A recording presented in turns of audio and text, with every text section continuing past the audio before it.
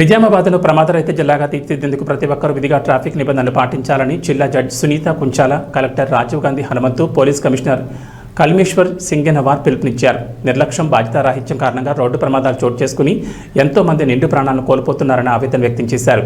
జిల్లా పోలీస్ శాఖ, న్యాయ సేవాధికార సంస్థల సంయుక్త ఆధ్వర్యంలో బుధవారం పోలీస్ పరేడ్ మైదానంలో ట్రాఫిక్ నిబంధనలు, ప్రత్యేకించి ద్విచక్ర వాహనదారులు శిరస్త్రాణం ధరించాల్సిన ఆవశ్యకతపై హైస్కూల్, కళాశాల విద్యార్థులకు అవగాహన కార్యక్రమం నిర్వహించారు.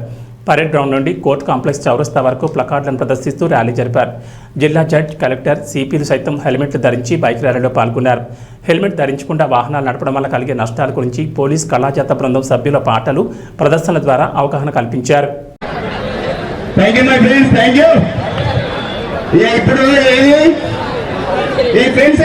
ఇప్పుడు నైట్ మా ఇంట్లో దావత్ ఉంటుంది కాబట్టి మీరు అందరూ కూడా రావాలా. ఇప్పుడు బండి మీద వెళ్తా.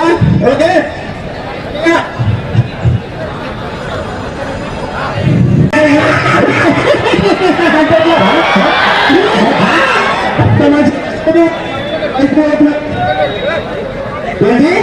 హెల్మెట్ పెట్టుకొని పోరా? ఈ హెల్మెట్ పెట్టుకుని పోవాలా? హెల్మెట్ పెట్టుకోవాలి. మరి ఈ హెల్మెట్ పెట్టుకుని పోతే నన్ను చూస్తారా? నా ముఖం అంతా చిరిచిరి రాదు.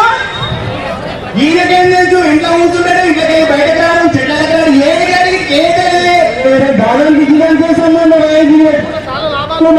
ఎందుకు ఈ హెల్మెట్ పెట్టుకుంటే లాభాలు ఉన్నాయా? మా యూత్ వాళ్ళకు కూడా ఉన్నాయా? అదే ఉన్నాయా? మరి ఏం కూడా చెప్పు. ఎండాకాలంలో పెట్టుకుంటే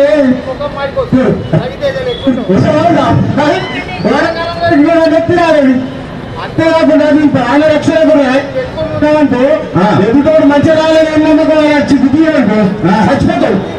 పెట్టుకుంటూనే ఉంటాం మంచిగా చేస్తాం.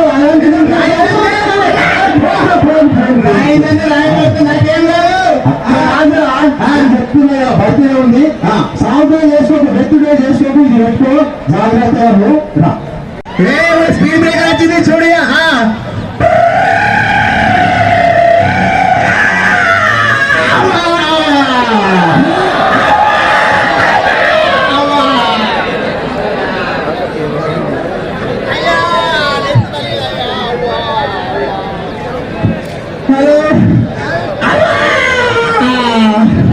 ఇట్లా ఆటో ఆటో యాక్సిడెంట్ నేనే వాడిన బొక్కలు ఒకటి డాక్టర్ అన్నా గిన్నె గిన్నె ఉన్నది కదా, 100 రూపాయలు తీసుకుని సరే అన్నా పోయినన్నా డాక్టర్ సార్ దగ్గర. అవా డాక్టర్ సార్, డాక్టర్ సార్ మీరు లేని వాడే సారు, నీ కాలు మొత్తం కాపాడుతారు. హెల్మెట్ పెట్టుకోలే? హెల్మెట్ అది హెల్మెట్ అద్దం పలిపోతే రిపేర్కి ఇచ్చిన సారు. హెల్మెట్ రిపేర్ ఇచ్చినా? ఏమైంది హెల్మెట్ కి?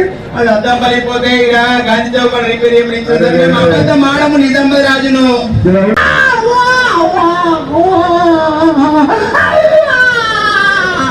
సారు ఏమైనా కుక్కలకి కొడుతున్నావు సార్? నొచ్చింది సారు.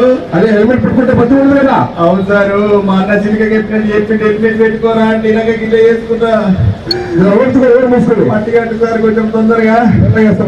అవ్వా ఎంత పని అయిపోయా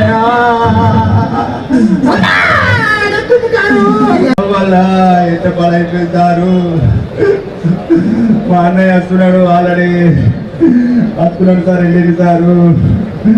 థ్యాంక్ యూ సార్. అవ్వా నెత్తి కూడా పని ఎత్తలేదు సారు. అబ్బా పెట్టుకోరా? పెట్టుకుంటారు సార్, పెట్టుకుంటారా? కానీ బండికి ఎంత పెట్టుకుంటారు సార్? బండికి ఎంత పెట్టుకుంటారు సార్? ఊళ్ళో హెల్మెట్లు బండికి ఎంత పెట్టుకుంటారా? సార్ హెల్మెట్ ఎందుకు పెట్టుకోవాలి? బండి కట్టి కాదు. అవును సార్, ఇంట్లోకి వెళ్ళేటప్పుడు వెతికే పెట్టుకుని వెళ్తారు. చౌరస్తారు కానీ దోస్తులు కలుస్తారు కదా, తీసి ఎంత పెట్టుకుంటారు. ముగ్గురు కలిసి కట్టు కొట్టుకుంటూ వెళ్తారు సార్. ఇప్పుడు మీ ఊళ్ళో హెల్మెట్ డ్రైవింగ్ చేసాడు సార్. బండి స్పీడ్ అయితే పడ్డా దృష్టి పగిలింది సార్. ఒక 3 days వరకు ఏం చెప్పలేదు సార్. పగిలింది 3 రోజులు ఏం చెప్పలేదు. జాగ్రత్త కొద్దిగా. సరే సార్ పెట్టలేదు చూడు అన్నా. డాక్టర్ సార్ 3 రోజులు గ్యారంటీ అంటున్నాడు. గ్యారంటీ అంటున్నాడు, పోతా అంటున్నాడు. ఒకవేళ పోతే అట్లా ఒక్కనే కొడుకున్నా ఇలా బతుకుతుందా? అదే ఇంటి పెద్ద దిక్కు రాగి పెట్టుకుంటాను అని చెప్పినా తిరుగుతుందా?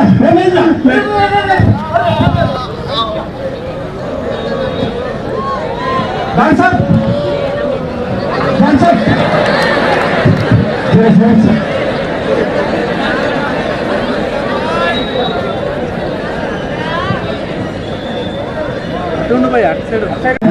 I'm sorry.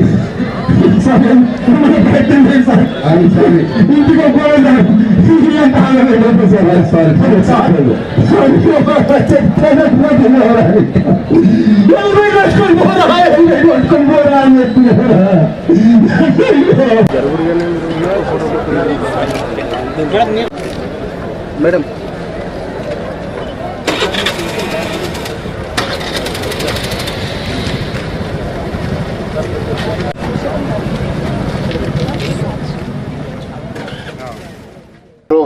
దీనివల్ల లక్షలాది మంది ఎంతోమంది తమ యొక్క ప్రాణాలను కోల్పోతూ ఉన్నారు. దానివల్ల వారి యొక్క కుటుంబం అంతా కూడా రోడ్డు బారిన పడుతూ ఉంది.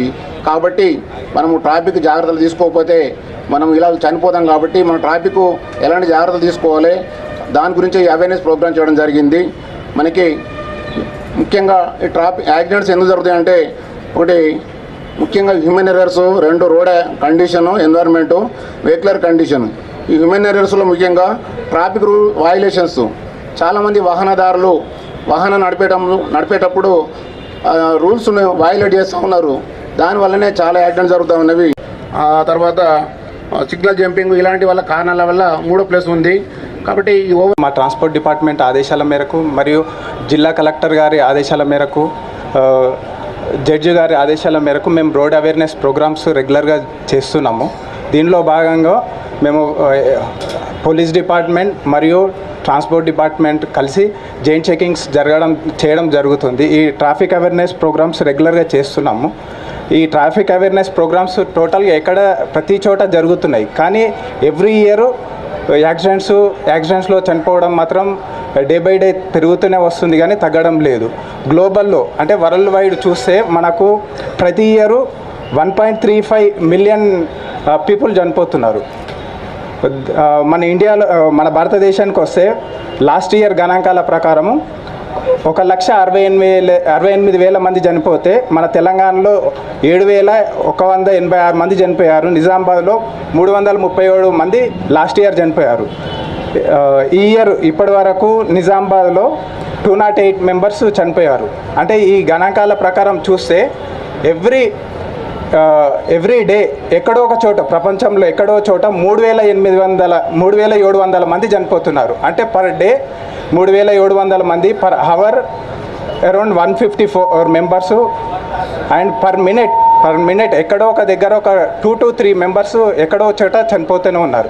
వెహికల్ రిజిస్ట్రేషన్స్ పెరుగుతూ వస్తున్నాయి. మన తెలంగాణ వరకే చూస్తే ఓన్లీ బైక్స్ వరకు 1,17,00,000 ఉన్నాయి సార్. ఇప్పటి వరకు 1,17,00,000 ఓన్లీ బైక్స్ ఉన్నాయి.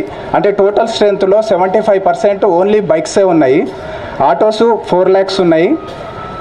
మోటార్ క్యాబ్స్ అండ్ కార్స్ వచ్చి 22 lakhs ఉన్నాయి. దాంట్లో నిజామాబాద్లో వచ్చి 2 వీలర్స్ 3,70,000 ఉన్నాయి. ఆటోస్ 30,000 ఉన్నాయి. 4 వీలర్స్ 46,000 ఉన్నాయి సార్. దీంట్లో 75% బైక్సే ఉన్నాయి. ఆ బైక్స్లో కూడా యాక్సిడెంట్స్ జరిగే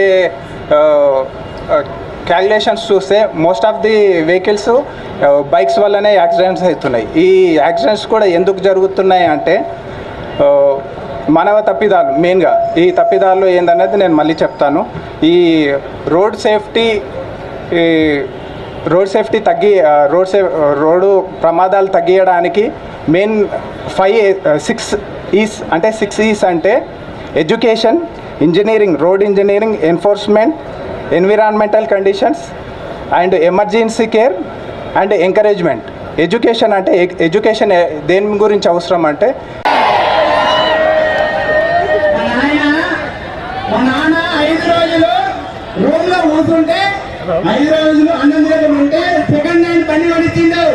కాబట్టి బండి మీద తిరగాలా, ఎంజాయ్ చేయాలా. నా బర్త్డే కాబట్టి నా దోస్తులు ఇప్పుడు బర్త్డే కేక్ తీసుకొస్తారు. మీరందరూ కూడా విషయం చెప్పాలా, సరేనా? ఒకసారి బండి